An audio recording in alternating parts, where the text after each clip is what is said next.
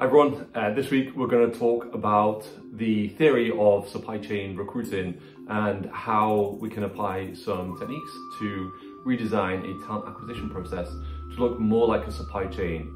Before we get into the steps, I'm going to cover why I think the supply chain lens is the right viewpoint for modern recruiting, whereas traditionally we'd looked at the recruiting process more of like a sales funnel where you're bringing candidates into the top and then trying to convert them at the bottom. I actually think in modern recruiting with the supply-demand mismatch that the supply chain focus is much more relevant, and we're going to cover why in this episode.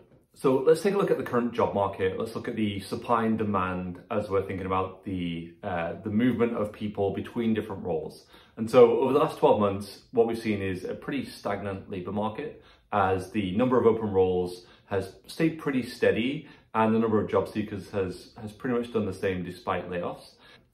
So one recent headline really highlighted that there's been a 9% drop in open roles, but a 5% increase in the number of job seekers, which would imply that actually the market is really cooled off compared to what it was several years ago. If we compare this with 2019, we can see that we're pretty much seeing the same kind of levels. But when we zoom out a little bit and actually look at how the supply demand in the labor market has changed over the long run, what we're seeing is this steady trend towards a big supply demand mismatch. And one of the big reasons for that is that the skills that are really required in the market right now are not necessarily being presented by the job seekers that are actively there. And so, especially for in-demand roles, there are many more roles available than there are job seekers. And what this creates is a very competitive talent market environment. And this is something that we saw back in 2021 when the number of open roles for every job seeker actually hit two. So the average for the country was that for every one job seeker, there were two potential roles they could join. When you actually look at the more in-demand roles, anything to do with machine learning, AI, software engineering, actually recruiters were a big part of that back then. There were actually many more roles than there were number of job seekers, which is why you saw a lot of outbound sourcing and recruiters trying to pull candidates from other companies. So some people think that this return to 2019 levels is going to last for the duration. But I think if we actually drill into the numbers a little bit and look at the average tenure of employees at different organizations, what you can see is that the average tenure for the 25 to 34-year-old age range, which is one of the key demographics for technology workers, actually is less than 3 years. And so when you start to see this kind of hiring spike at the beginning of 2021, you're actually starting to now see the average tenure point hit. And so what we could potentially see is another increase in hiring over the next 12 months as people who have moved at the beginning of 2021 and throughout that year are now thinking about their next options. I think this is going to be accelerated by enforced return to office and the impact of a lot of layoffs over the last 12 months. So what we could see is a very frothy hiring market in 2024. And we know this is going to be a long-term trend. Actually, Korn Ferry commissioned a research piece on this where they showed that by the year 2030, we could have 85 million jobs unfilled worldwide. And this is a hit to the global economy of $8.5 trillion. So it's a huge opportunity to try and rethink how do we match candidates with roles more effectively and actually keep more people employed and try and solve some of this skills gap. Now, when I moved into the recruiting team, I was coming from a supply chain analytics team. I was leading a team that was looking at performance of an e-commerce supply chain. And so one of the first things I did was actually look at our recruitment process as if it was a supply chain. But rather than moving boxes of goods through the process, we're actually moving people. What that helped me to do is actually think through how is the supply-demand mismatch affecting the actual roles that we had open. We were hiring for several thousand roles each year, and that gave me an opportunity to look at the large volume of candidates that we were reviewing. And then on reflection, as I think about how many people looked at the recruiting process, which was unknown to me at the time, as a sales funnel, we could actually see some of the benefits of actually taking more of a supply chain approach. So there's three big themes in the sales-based recruiting process. I think this is more applicable for more traditional recruiting where the supply of talent was actually greater than the demand for those roles. So the focus with a more sales-based funnel is to always hit your numbers, make sure that you're creating activity and make sure that you're hitting your hiring goals. So back when we treated recruiting more like a sales-based approach, you could fill roles as quickly as you wanted to because there was always a supply of demand out there. And if the person didn't work out, it wasn't so big of a deal because you'd always just go back to the market and get somebody else. So you could wait until you needed the role before you opened it and then fill very quickly because average time to hire was just a few weeks. And so you were very rarely left with big gaps in your organization. This was very efficient financially, and it meant that you could really turn through candidates and hires very quickly if you needed to. But fast forward to this current market, which is more supply constrained because there are so few candidates available in the market. And you can see the problem with taking this approach. If you mishire, that means that actually you're going to have to start the recruit process all over again. Time to hire is 3 or 4 times longer than it was 10 years ago. And so you are spending a lot more time bringing candidates into the funnel. And so a bad hire is actually much more impactful to the business. But also when you look at the financial performance now, any open role that you have on your team actually has a huge impact on the financial performance of the organization. And so there's a big opportunity cost there. Likewise, any overhiring that you do, given the increase in compensation over the last several years, means that the bottom line impact to the business is actually much stronger. And so there's actually much more of a focus on hiring the right number of people at the right time. And what's complicating the process even more is that demand is changing so quickly as new technologies take place, especially over the last 12 months with the rise of AI and everyone focusing on implementing some kind of generative AI solution into their products. The demand for that kind of talent has shifted so quickly that it's actually very hard for slow recruiting processes to keep up to date with the new demands.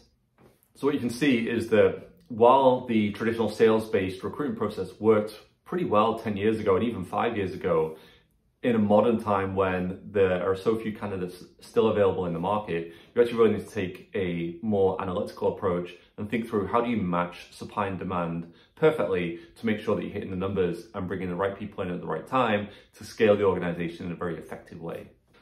So if we're thinking about the recruiting function as a supply chain, there's a 3-step approach that we can take to improve and actually transform to this new dynamic. So the first step is to look at where we currently are by implementing a effective recruiting analytics measurement system. So we want to measure the things that we believe are important. Generally, that's going to be time to hire and quality of hire. Actually, if you resolve those, the cost per hire is less of an issue, but you want to be able to hire quickly and you want to be able to hire great quality candidates. And so it's important to start measuring those metrics. And there's actually videos on our channel explaining how to do that in more detail. But once you understand how your quality and time to hire stack up, you can start to plot where you are against your competitors. And if you see that your competitors are hiring people faster and the candidates that they're closing are much stronger, you realize that you have some work to do. And so the first thing you can start to do then is look at waste in the current system. Really mapping the whole recruitment process end to end, something we're going to cover in a later video, and figure out where your current process is falling short. Once you have a clear picture of how the recruitment process currently works with different metrics at each stage, I think time in stage, the number of outreach per candidate, those kind of baseline metrics, you can start to see where you should focus your attention on improving. And by digging in there and improving those metrics, you're actually going to start to improve the process and take waste out of the system. So building this culture of continuous improvement and always seeking to make the recruiting process more effective. I'd say one big metric that I really push for here is candidate experience, because that's actually going to drive a lot of the down funnel conversion rates. And so if you can maximize your candidate experience at every step in the process, you're actually going to increase your quality of hire and also drive down your time to hire, as there are 2 things directly related to candidate experience. Okay, so let's say that you have removed all the waste out of your system. You now feel like you've got a really effective recruiting function and it's pretty comparable to your competitors in the space.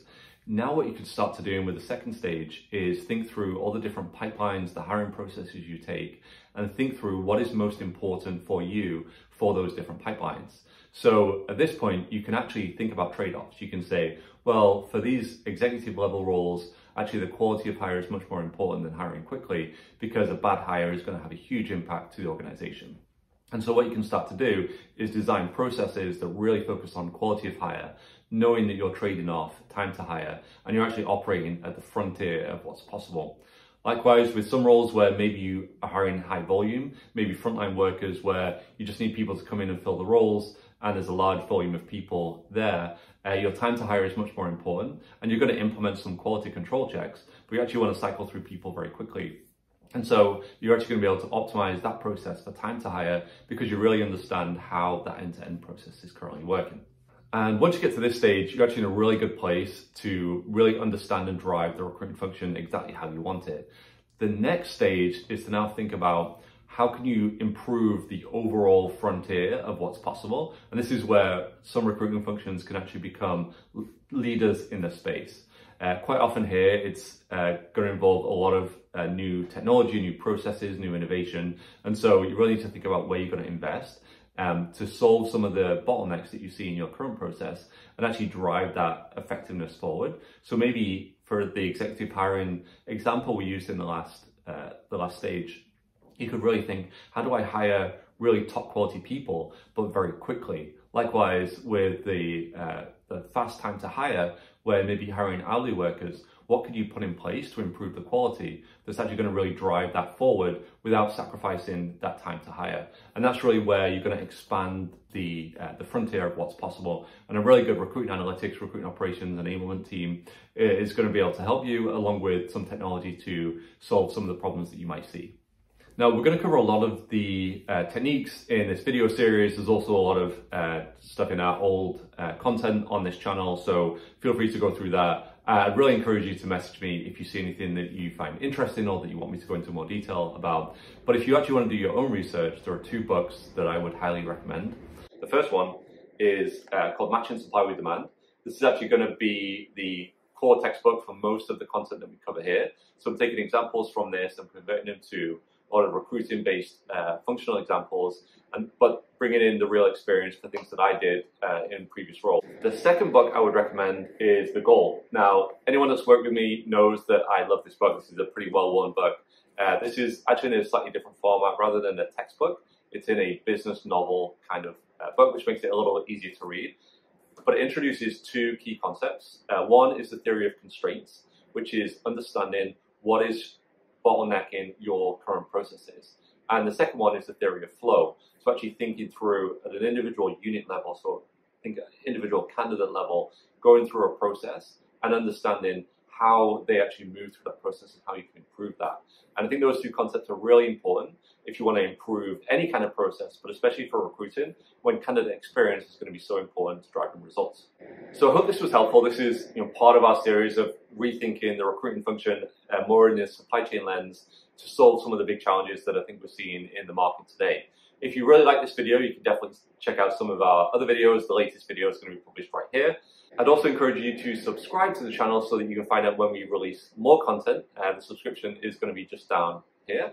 And if you like this content, please share it with anyone else that you know. Please comment below. Let me know what you like, what you didn't like, what suggestions you have for further content.